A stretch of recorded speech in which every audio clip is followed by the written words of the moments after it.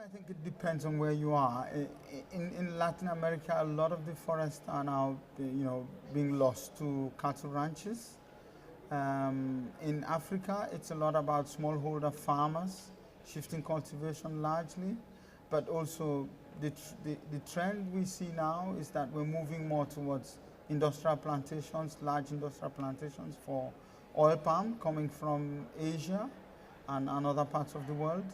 And in Asia, it's a bit of a mix of different sorts of things, but also it's been a lot about oil palm. But I think one of the things that we have to keep in mind is that the history is a very poor predictor of the future in terms of drivers of deforestation. So we have to really look hard enough to look at what will drive in the future, because the past has never really been a good predictor of what will happen, because it does change a bit. Right. In global terms, in climate change terms, what are the effects of continuing deforestation at the rate at which it's happening at the moment?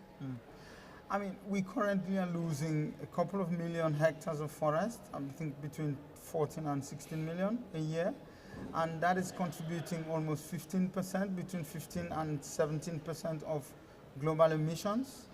That's very significant in terms of the overall contributions to emissions. But I think besides the emissions themselves, I think it does lose quite a bit of the adaptive capacity, the role that forests play in climate change adaptation, but also other environmental services such as water, biodiversity, tree products that people get from the forest. So that's quite significant in terms of the impact on poor people and small farmers that rely on forests, but also global emissions with impacts all over the world. I mean, given the fact, as you've explained, that deforestation takes on different forms in different countries, different continents, what can be done in global terms to try and eliminate deforestation, certainly at the rate that it's happening at the moment? I mean, if we think about what we're doing here in Doha, I think one of the big items is REDD+, which is reducing emissions from degradation and deforestation and forest degradation. I think that's one mechanism that we've had in place and trying to put in place to reduce deforestation. And it basically means that you sort of get compensated for committing to keep forest and not to allow deforestation. That means financially paying for forests being kept, but there would be other incentives that you will find that are largely about policies.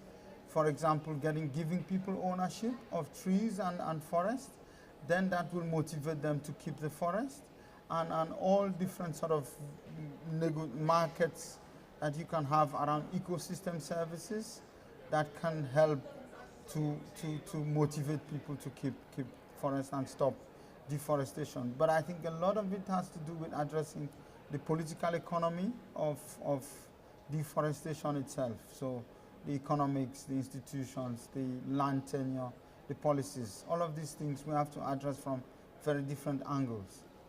And you have an event here in Doha. Tell me a little bit about your event, what it's trying to do, the message it's trying to get across, and when and where it is.